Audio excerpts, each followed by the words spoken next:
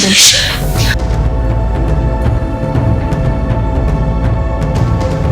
ቆይ እንዴት እንደዚህ አይነት ክህደት ትፈጽሚብኛለሽ? ክህደት አይደለም ከወንድሜ ጎን ነው የቆምኩት። ቆይ ዳዊት ካንቺ ጋር መጋደም ውሸት ነው? ስነቃ ክንዱን ተንተርሼ ነው ያገኘሁት። ሌላ ምንም የተፈጠረ ነገር የለም።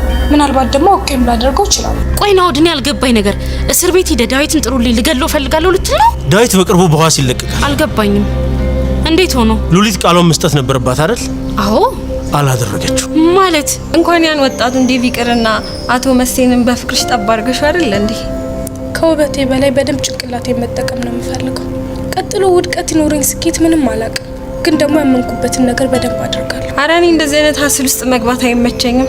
ህይወቴ ሲምፕል እንዲሆን ነው የምፈልገው። ጀስት ያው ቆንጆ ህይወት እንዲኖረኝ ነው የምፈልገው ታውቂያለሽ። ለዛ ደግሞ የሆነ ዲታ ያስፈልገኝ። ምንድን ነበር አብሬክ ሰራ የነበረው? ለነፍሴ ለጽድቅ ይመስልሃል እንዴ? ከማበድ አዳንኩሽ እኮ። ይሄ ላንቺ ከበቂ በላይ ነው። ስለዚህ እኔ መጠቀሚያህ ነበርኩ ማለት ነው። አንተ ዳዊትን መበቀል ትፈልጋለህ። አንተ እሱ ላይ ለምትወረውረው እያንዳንዱ ጠጠር ሮዛን መጠቀሚያ ወንጭፍህ ነበረች ማለት ነው። ከብዶች ልታብጂ ምቺ ነበር። ፈጣሪ ምስጋና ይግባውና አሁንም በህይወት አለሽ። አንቺ ግን ውለታ ቢስ ስለሆንሽ አሁንም እኔን ለመውቀስ ትነሻለሽ። እኔ እየወቀስኩ አይደል። ያቺ ቀና ልብ ያላት ትንሿ ልጅ የሁላችሁንም ሀሳብ ገደል ከተተችው። እስካሁን እኮ ነፃ ነህ አልተባልክም? አዎ ነፃ አይደለሁም። ስለዚህ በማንኛውም ሰዓት ሉሊት ሀሳቧን ከቀየረች ተመልሰህ ልትገባ ትችላለህ። ችግር የለብኝም። እዛም ብሆን ሰላም ሆናለሁ። ምክንያቱም እናንተ እዛ የላችሁ። እኔ ነው እንደዚህ ብለህ የምትለኝ? ክፉ ደግ ብለን የምንተው ነገር የለም። ሉሊት ከጎናችን እስክትሆን ድረስ የሚደረገውን በሙሉ እናደርጋለን። እናትየዋ ላይ እርምጃ እንወስዳለን። አንተ ግን በይ አሁን ውጪልኝ። ሂጂ ውጪ። ያማል አይደል? ከዚህ ውጪ እኮ ነው የምልሽ። ይኸውልህ አሁን ተራና የዋሴት አይደለም። እሺ ሮዛ እንግዲህ ከመቼውም በላይ ያሰበችው ነገር አልተሳካላትም ማለት ነው። ምክንያቱም ሉሊትን እንደመከረቻትና ሉሊት እንድታደርግላት የፈለገችው ነገር አልተሳካም ማለት ነው። ሉሊት እንግዲህ ጨክና ዴቭ ላይ እንድትመሰክርና ደፍሮኛል ብላ በጭካኔ ስሙንና ክብሩን እንድታዋርደው ነበር እነሱ የፈለጉት ማለት ነው። ሉሊት ደግሞ ትንሽም ያመነታችው በራሷ ህይወትና በእናቷ ህይወት ስላስፈራራት ነበር እንጂ ዴቭ እሷ ላይ ምንም ነገር እንዳላደረገባት እርግጠኛ ነች። ለጊዜውም አብሯት ተኝቶ ስትነሳ ድንገት ስለሆነባት በድንጋጤ ብዙ ስህተቶችን ሰርታለች። ብዙም ጥርጣሬ ጭንቅላቷ ውስጥ እንዲፈጠር ሆኗል እንጂ ዴቭ ምንም ነገር እንዳላደረጋትና እነሱ እንደሚሉት ክብሯንና ወይም ደግሞ እነሱ ደፍሮሻል እንደሚሉት እንዳልደፈራት እርግጠኛ ነች ማለት ነው። ግን ደግሞ ናኦድ በጣም ስላስፈራራትና እኔ እንደምልሽ ካላደረግሽ እናትሽንም ሆነ አንቺ ላይ ትልቅ ችግር ይደርስብሻል፣ ስለዚህ እኔ እንደምልሽ ብቻ ነው የምታረጊው ስላለና ስላስፈራራት ነበረ ዴቭ ላይ ብዙ ጥርጣሬዎችና ሰዎች እንደሚሉት መስሎ የታያት ማለት ነው። ግን የመጨረሻው ሰዓት ሲደርስና ዴቭን ፍርድ ቤት አቁመው እንግዲህ እሷ ያደረጋትን ነገር እንድትናገር ስትጠየቅ ይሄን ነገር ማድረግ አቅቷታል ማለት ነው። ዴቭ ለሷ ብዙ መስዋዕት ከፍሎላታል።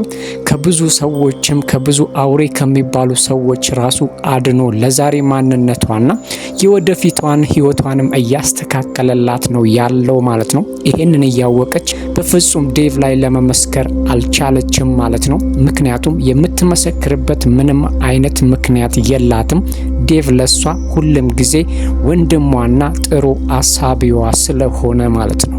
አሁን ላይ ናኦድ እንግዲህ የተሸነፈና ወይም ደግሞ እያደረገው ያለው ነገር ትክክል መስመሩን ይዞ እየሄደለት አይደለም። በጉልበትና ሰዎችን በማስገደድ ነገሮችን ለማድረግ እያሰበ ነው ያለው ማለት ነው። እንግዲህ ሉሊት ከነሱ እጅ ወጥታለች ሙሉ በሙሉ። እሱ እንደሚለው በፍጹም አላደረገችለትም። ስለዚህ በእናቷ ሊያስፈራራትና እሷ ሀሳቧን ካልቀየረችም እናቷን ሊገልባት እንደሚፈልግ እያወራ ነበር ማለት ነው። በዚህ ሰዓት ደግሞ ሂዋን ከኋላው ሆና አዳምጠዋለች። ያለውን በጆሮዋ ነው የሰማችው ማለት ነው። ስለዚህ ሂዋን አሁን ላይ ወንድሜ ነው ወይም ደግሞ ሀቀኛ ነው እሱ እንደሚል የሚለው ነገር በሙሉ ትክክል ነው፣ ለዴቭም የሰጠው ስም በሙሉ ልክ ነው ብላ የምታስበው ናኦድ እንግዲህ ትክክል እንዳልሆነ ጥርጣሬ ውስጧ ጭሮባታል ማለት ነው። የሉሊትን እናት ስለመግደልና ሉሊትንም የነሱ እስከምትሆን ድረስ የሚከፈለውን መስዋዕት ከፍለው ጥግ ድረስ መሄድ እንዳለባቸው በስልክ ሲያወራ ሰምተዋለች።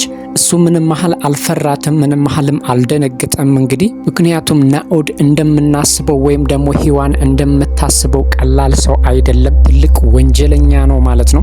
ዴቭም ከዚህ በፊት እሱ ላይ እንግዲህ አደጋ እንዲደርስበትና ወይም ደግሞ ለዛሬ ማንነቱ ዛሬ ተበድያለሁ ዴቭ ሊገለኝ ነበር የሚልበት ነገር ራሱ ያኔም ወንጀል ሲሰራ ዴቭ ሲመክረውና እንደ ወንድምነት ሊያድነው ሲጥር እሱ ግን በፍጹም የተሳሳተ መንገድ ላይ ስለነበረ ነው በሁለቱ መካከል ክፍተት የተፈጠረው ማለት ነው። እንግዲህ ያንን ነገር ደግሞ ናኦድ ለመጠቀሚያነት አስቦ ዛሬ ተመልሶም ቢመጣ አሁን ግን እሱ እንዳሰባቸው ነገሮች እየሄዱለት አይደለም ማለት ነው።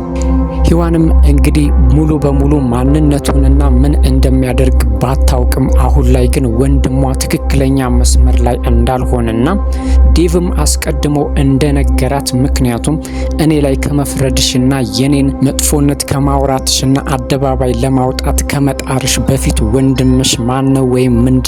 እኔ ጥፋተኛ ከሆንኩኝ በቀጥታ ወይም በትክክለኛው መንገድ እኔንም ለማጥቃት ለምንድነው የማይሞክረው? ይሄንን ነገር ከሱ አንደበት እንድትሰሚና እንድትጠይቂው እፈልጋለሁ ብሏት ነበረ ማለት ነው። ሂዋን እንግዲህ አሁን ላይ ናኦድ ትክክለኛና ወይም ደግሞ እንደሚባለው አይነት ሰው እንዳልሆነ ግልጽ ነው ማለት ነው። ስለዚህ ከዴቭ ጋር አሁን ላይ በቅራኔና ወይም ደግሞ ባለመተማመን ቢኖሩም ዴቭ ግን ምንጊዜም ንጹህ እንደሆነና መቼም ይቅርታ እንደማያደርግላት እየነገራት ነበር ማለት ነው። እሷም አሁን ላይ ግራ ተጋብታለች። ምክንያቱም የናኦድ ነገር ምኑም ደስ እያላት አይደለም ማለት ነው። በዛ ላይ ደግሞ ባንቴሮ ክፉኛም ተቀይሟት ነበረ። ስለዚህ አሁን ላይ ሂዋን የምታደርገው ነገር ግራ ገብቷታል። እዚህም የወንድሟ ነገር ምንም እያማራት ስላልሆነ የግድ ባንቴሮን ማናገርና አሁን ላይ ናኦድ ትልቅ ችግር ሊፈጥር እንደሆነና ወይም እየሰራ ያለው ነገር የጤነኛ ሰው እንዳልሆነ ስለተገነዘበች ባንቴሮንም እንግዲህ አናግረዋለች ማለት ነው። ባንቴሮ ግን በሂዋን ፍጹም ነው ተስፋ እየቆረጠው ማለት ነው። ምክንያቱም ከዚህ በፊት ዴቭን ለማናደድና እሱን ለማስቀናት ብላ ባንቴሮን እየተጠቀመችበት ነበር። ባንቴሮ ደግሞ ይሄ ልቡን ሰብሮታል ማለት ነው። እንግዲህ ዛሬም ይሄንኑ ነገር ነበር የነገራት። እኔ አንቺን የምመጥንሽ ሰው አይደለሁኝም፣ አንቺ ከኔ በላይ የተማርሽ ነሽ፣ ግን ደግሞ እኔ ከአንቺ ጋር መሆን የለብኝም ብሏት ነበረ ማለት ነው። አነጋገሩ ግራ ቢያጋባትም ግን ደግሞ እንደተቀየማት ግልጽ ነው ማለት ነው። ግን ደግሞ ለዛ ቤት ዘብና ወይም ክፉ እንዲደርስባቸው ስለማይፈልግ አሁን ላይ ናኦድ እየሰራው ያለው ነገር ስህተት እንደሆነ ስለገባትና ለባንቴሮም ስትነግረው ተገናኝተው ማውራት እንዳለባቸውና መፍትሄ መፈለግ እንዳለባቸው ሊያወሩ ተቀጣጥረው ነበረ ማለት ነው። ሮዛም እንግዲህ እንደ ልማዷ ማለትም ከዚህ በፊትም እነ ባንቴሮ ላይ ያደረገችውን ነገር አሁንም ዴቭ ላይ ለማድረግ እየሞከረች ነበረ ማለት ነው። ያኔ ሁሉንም ነገር ራሷ ካመቻቸችና ዴቭና ሉሊት አብረው እንዲተኙ ካደረገች በኋላ ፎቶ አንስታቸው ነበር። በዛም ዴቭን እያስፈራራች እንግዲህ የምትፈልገውን ብርና ሀብት ወይም እንዲሰጣት ፈልጋ ነበረ። አለበለዚያ ግን ሶሻል ሚዲያ ላይ ብለቀውና ያ ሁሉ ክብርህና ያ ሁሉ ዝናህ በሙሉ ይጠፋል፣ ስለዚህ እኔ እንደምልህ ታደርጋለህ ብላው ነበር። እሱ ግን ያሳየችውን ፎቶ ተቀብሎ አጥፍቶባታል ማለት ነው። ሮዛም እንግዲህ ያው ቀላል ሰው ስላልሆነች ሌላ እንዳላት ነግራዋለች ማለት ነው። ዴቭ ግን በሷ ነገር ምንም ስላልደነገጠና ምንም ብታደርጊ ግድ የለኝም ስላላት ነገሩን ደግሞ ወደ ሉሊት አዙራዋለች ማለት ነው። ሉሊትም እንግዲህ በተቻላት መጠን ራሷን ለመከላከል ሞክራለች፣ ግን ደግሞ በፍጹም የነሱ መጠቀሚያና የነሱ መሳሪያ መሆን እንደማትፈልግም ነግራታለች ማለት ነው። ምክንያቱም ሁሉም እየፈለጉ ያሉት አሁን ሉሊትን ዴቭን እንድትበቀልና ዴቭ ትልቅ ችግር ውስጥ እንዲገባ ሉሊትን እንደ መሳሪያነት እየተጠቀሟት እንደሆነ ገብቷታል ማለት ነው። ይሄንን ደግሞ መቼም ቢሆን አልፈቅድላችሁም ብላታለች ማለት ነው። ሮዛም በዚህ ነገር በጣም ነው የተበሳጨችው። ምክንያቱም ትልቁን ጫወታ እየተጫወተች ያለችው ሉሊት ነበረች ማለት ነው። ሉሊት እንግዲህ ፍርድ ቤት ትንሽዬ ቃሏን ሰጥታ ቢሆንና ለመዋሸት ሞክራ ቢሆን ዴቭ እስከ ወዲያኛው ድረስ ሊያበቃለት ይችል ነበር።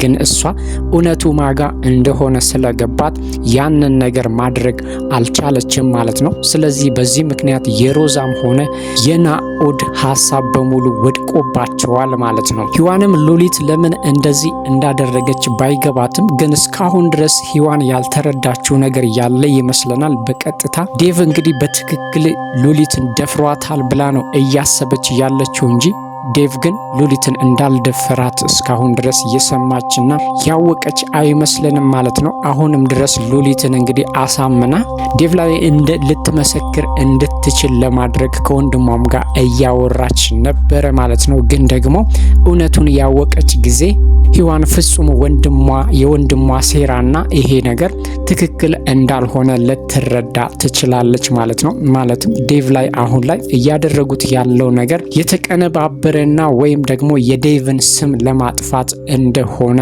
ሊገባት ይችላል ማለት ነው። በስተመጨረሻም ናኦድ እንግዲህ የዘረጋው ወጥመድና እየሄደበት ያለው መንገድ እየተሳካለት እንዳልሆነ ስለገባው በቀጥታ ዴቭ ጋር ሽጉጥ ይዞ ሄዷል ማለት ነው። ዴቭም እንግዲህ ምንም ነገር አልመሰለውም። እንግዲህ የሱ ሽጉጥ ይዞ መምጣት ከምንም ነገር አልቆጠረውም። ስለዚህ እኔን መግደል ካለብህ መግደል ትችላለህ፣ ግን ደግሞ መቼም ልፈራህና መቼም ላንተ ልንበረከክ አልችልም የሚል መልስ ሰጥቶታል። እንግዲህ ናኦድም በንዴት ሽጉጡን አውጥቶ ዴቭ ላይ ደቅኖበታል ማለት ነው። መቼም ቢሆን እዛ ጋር እንግዲህ ቃታውን ስቦ ሊገለው አይችልም። ምክንያቱም እሱ የሚፈልገው ዴቭን ስብዕናውን፣ ማንነቱንና በዙሪያው ያሉ ሰዎች በሙሉ እሱን እንዲጠሉትና እሱ መጥፎ ሰው ነው ብለው እንዲያስቡ ወይም ደግሞ እስር ቤት ገብቶ እንዲበሰብስ እንጂ በቀጥታ እንዲሞት አይፈልግም ማለት ነው። ምክንያቱም እንደዚህ እንዲሞት ቢፈልግ ኖሮ ገና እንደመጣ ሽጉጥ አውጥቶ ሊተኩስበትና ሊገለው ይችል ነበር ማለት ነው። ይህንንም ነገር እየተናገረ እሱን መግደል ለኔ ቀላል ነው፣ ግን ደግሞ በዚህ መንገድ ሳይሆን እኔ በምፈልገው መንገድ ነው እሱ መጎዳት ያለበት ብሎ ነበር። ይሄንን ሁሉ ወጥመድና እንግዲህ በዙሪያው ያሉት ሰዎች በሙሉ ለዴቭ መጥፎ አስተሳሰብ እንዲኖራቸው ያደረገውና እስር ቤትም እንዲገባ ያደረገው ለዚህ ነው ማለት ነው።